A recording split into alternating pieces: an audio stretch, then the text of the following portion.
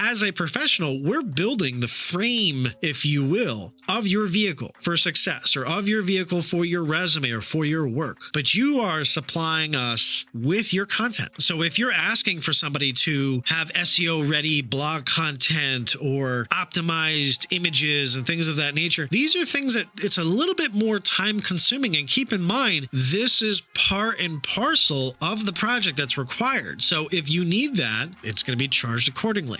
Here we go. Podcast time, everybody. Mik Tek Studios.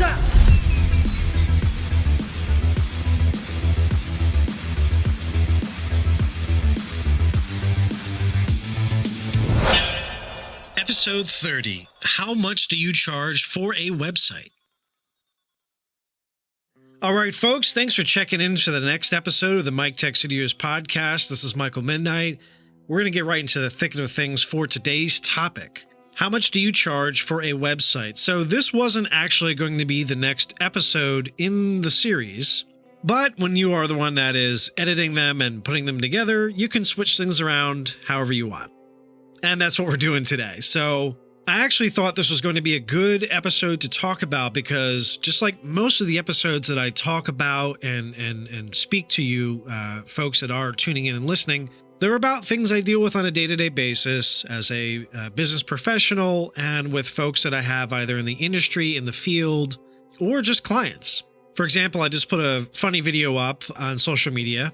It was about $1 video editing. I had somebody who actually emailed me a few days ago and asked me if I would work on 1,300 medical videos for $1 a piece. Needless to say, I did not continue with that opportunity, but I was having a interesting conversation with a friend of the podcast and a friend of mine, and they were essentially looking to do a new website, or I guess in their sense, they would be doing a website for the first time. Now, they have a lot of ideas, and unfortunately, it seems like they're kind of stuck in that perfection phase. They want to make sure their stuff is good enough or just right or just perfect, but they've been in that phase for about 2 years. And as they've been going through the situation of really trying to get their website together, they're going through the same pain points that most of us do, and I'm sure I did starting out, and really landing on some key questions moving ahead. What do I charge? What do I want to have on my website? What am I doing with my website? Why do I want a website? So she and I sat down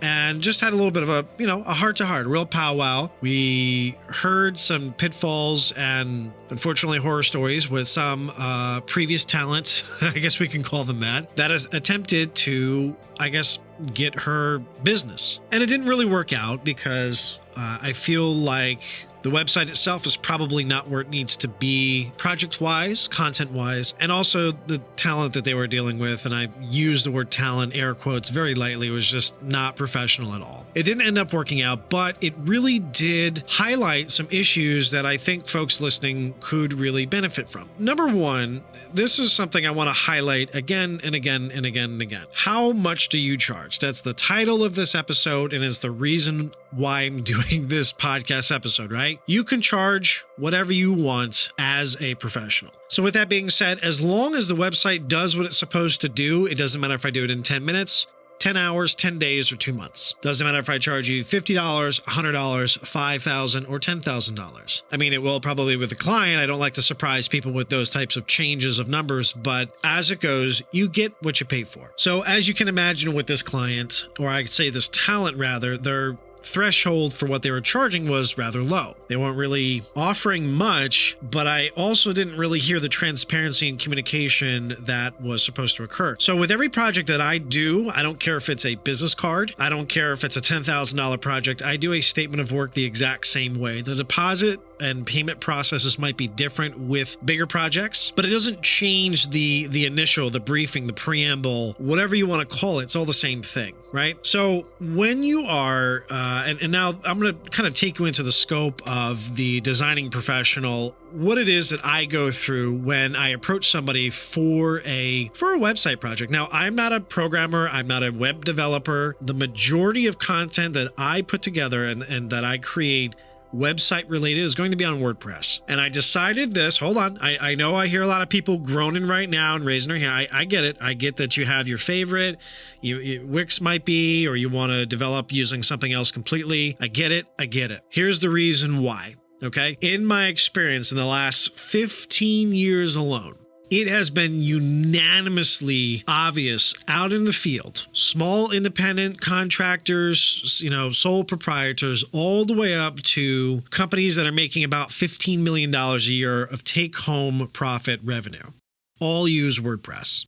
100% of these people use WordPress. And I understand that WordPress can be janky. It's not perfect. All of your options are not going to be perfect. Once you have the money and the budget to specifically create a website that is not only profitable, but fits specifically for your use case, then have at it. Do whatever it is you want to do. Right? But for keeping things simple and keeping things visual and being able to have the client manage these things. So this is the very important deal. You get on GoDaddy, you charge somebody quite a bit of money a month for their hosting and their services. And the majority of that stuff is not necessary. It's not needed. Right? So for me, when I'm working with an individual, I want them to be able to do something that I know I could do and they could do. I could walk them through it. Worst case scenario, if they screw something up, we can reboot their website in the last time that they did a download. I get them in the thicket of things is how it works, but they're responsible for the download unless I have this client on retainer and we do it on a monthly basis. When we're talking about a website, okay, I want you to think about what it is that you're asking a business. I want a website. Okay, what are you looking to do with this website? Do you have your content, your media, your photos, your copy? Do you have this all ready to go? Because look, most of this website stuff, you could do yourself. The problem is that how much is really worth your time? You can sit here and mutter through this. I have folks coming to me like, hey, can you set up my podcast for me? Sure. And I put up a very high cost in order to do this. I go, why is it so much? It's so simple. I go, if it's so simple, why aren't you doing it? Number one, understand that when somebody is giving you a estimate or a statement of work or anything like that, it is based on their time for this project. It's not necessarily, per hour, things like that. This is the scope of the project. There's a timeline involved. So different times of the year are going to yield you different price points. As it gets to the holiday season, as we're starting to rapidly approach around, unfortunately, prices are going to go up because there's a lot of things that are going on. We have the Mik Tek Studios greeting card series, the holiday cards coming out. They start to get generated. There's time for them to be designed. The envelopes, hopefully we'll have them available directly on the website this year for purchase throughout the States and potentially throughout the world, depending on the shipping options. It's going to make things a little bit more... If there's a website project that is time sensitive thrown into the middle of that, or during, again, Christmas time, New Year's, time where resources are thin, or, we've already scheduled that kind of time to be downtime or rest time, or we've already worked for something else. So timing comes into a critical juncture when we're making a price. When I go and I pitch somebody a price, it is good for 30 days. If you want to sign off on that, great. If not, hey, you know what? Let's talk. Let's see where I am in 2 months. Obviously, a price that I give you in February is not going to be credible in October or November. It's just too much time has passed. Too many things may have changed. Let's reevaluate. It's like the same thing if you break your tooth and you go to a dentist and they give you an idea of what the price is in February, and then you really mess that tooth up in, 6 or 8 months, and then you come back. There's a lot more work that needs to be done than there might be other people that have already come in ahead of you. So these are things to keep in mind. Also, we were having this conversation and I was really keen on what this website was being used for. As a creative, as an artist, as a developer, as somebody who's maybe looking for basically a platform to show their stuff off. A website is a great place. It's like a interactive media business card, if you will. If you are a performer, let's say, for example, you have your dances or your singing or your talents that you want to kind of have on all in one place. And rather than to send folks on social media, YouTube, Facebook, things like that, platforms that you don't own. Now, mind you, you can only do so much on Facebook until Facebook makes you or pushes you to log into your Facebook account. You may have content that you want to show or share on YouTube that now YouTube maybe decides, this might not be kid friendly, or there might be a piece of music that's a little too similar, or a lot of my creative friends and contacts, unfortunately, like to do covers of known musicians, and then that gets copyright claimed and pulled. You kind of want to have something maybe on your own site to show this type of media and content that might not be conflicted. Now, you can have links from your YouTube channel on your personal website. That's a bonus, but just keep in mind there's going to be the limitations of YouTube showing up on your website. So that's for, let's say, the creative individual. Now, if you're a business, and this is something that I want you to kind of keep in mind as well. This also works for the creative individual, but the businesses as well. Are you setting up this website as a big sizzle reel piece for your brand, your product, your service, or you as a celebrity or identity? Or are you looking for this website to make profit, to be profitable?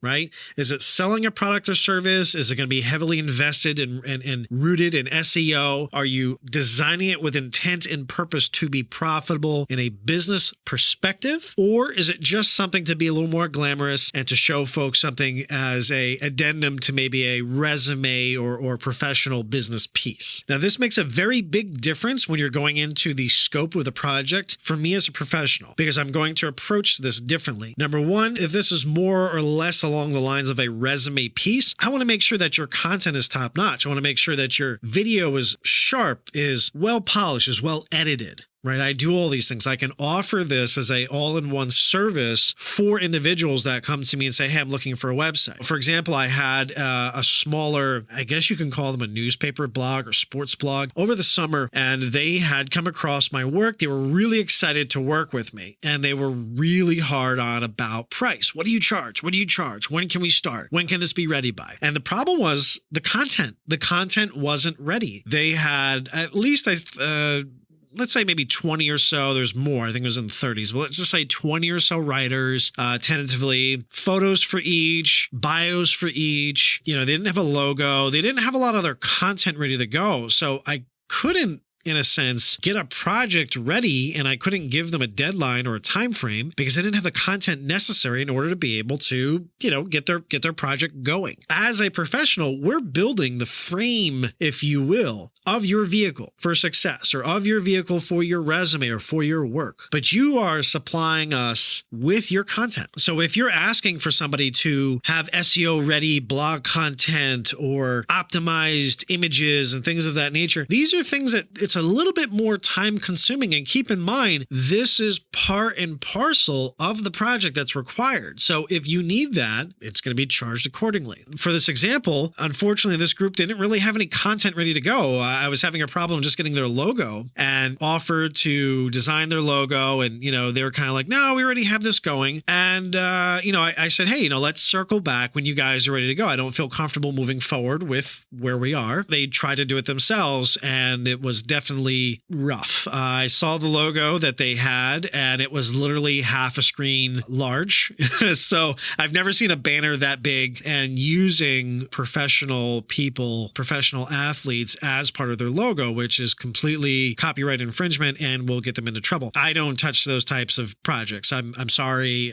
They might be profitable short term, but my name will be on that. My business will be on that. Not interested. Also, headaches that you try to avoid when you do go into these type of, projects. All right. So we got the price down. We got the content down. So let's talk further. A lot of people like to use this as a launching pad for just their content. Hey, you know what? The more your business, your product, your name is on different platforms, the better it is for your SEO. If you're Dave's Pizza and then your website is davespizza.com, well, that's going to help your SEO. It's your domain and brand authority is pretty high. Mik Tek Studios, same thing for me. If I do everything based off of that of the podcast, the domain authority that is attached to Michael Midnight and Mik Tek Studios is rather high. So this can also help for folks that are looking to launch, podcast sites. There's links all over the place. Sometimes there's video media or extended show notes or just extra perks or even memberships that you want to build in that you may not be able to do with different platforms.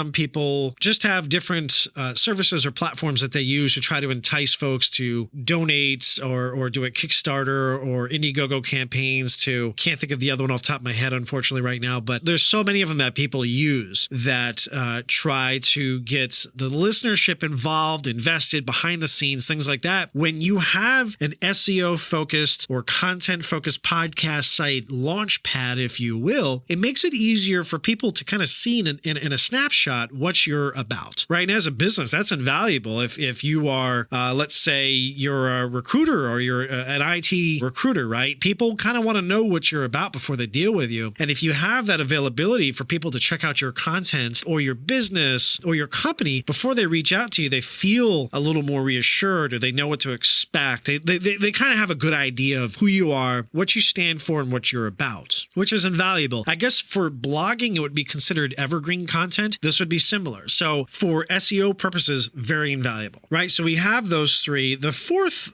section would be externals or addendums that you want to have connected to this podcast. Let's say, for example, you are some sort of professional, maybe a car repair individual, or you do something that is food related, food prep. You want to do some sort of scheduling, booking, right?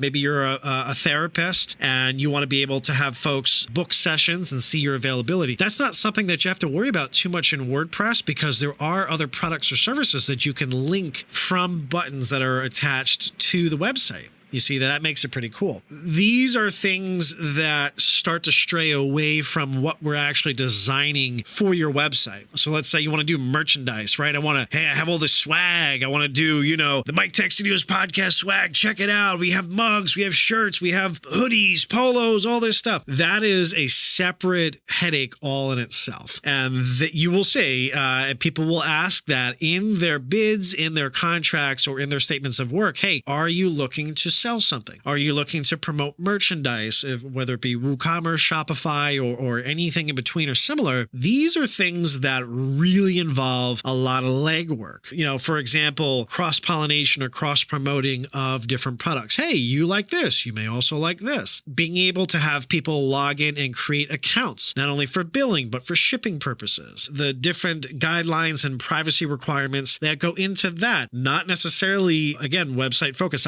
This would not be something me as a website designer would be responsible for. This would be the individual, the product, the business, the entrepreneur that is looking to have this be a part of their website paradigm. Right. So I can advise them, but that's where, the breadth of my experience definitely laps. And that is my edge. You would have to consult a lawyer or somebody legally knowledgeable in moving forward with the privacy requirements. But jumping back into shipping variants, coupon codes, combinations, and making sure that things work well, not only on the computer, but on a tablet, a phone, different mobile devices. Now with WordPress, there's going to be some hangups. You go to do an update, you want to make sure that nothing breaks. Plugins do help, but when you have 500 plugins running at once, it's going to bog down and slow down your website. So you really got to be methodical and really carefully thought out about the type of content and the layout that you're looking for. And this would be the equivalent of, I had a friend of mine who was moving, and they wanted somebody who was decent enough price point wise to do what they do and had a good reputation, but they also didn't have a lot of their stuff ready to go, packing up and boxed up. And they expected these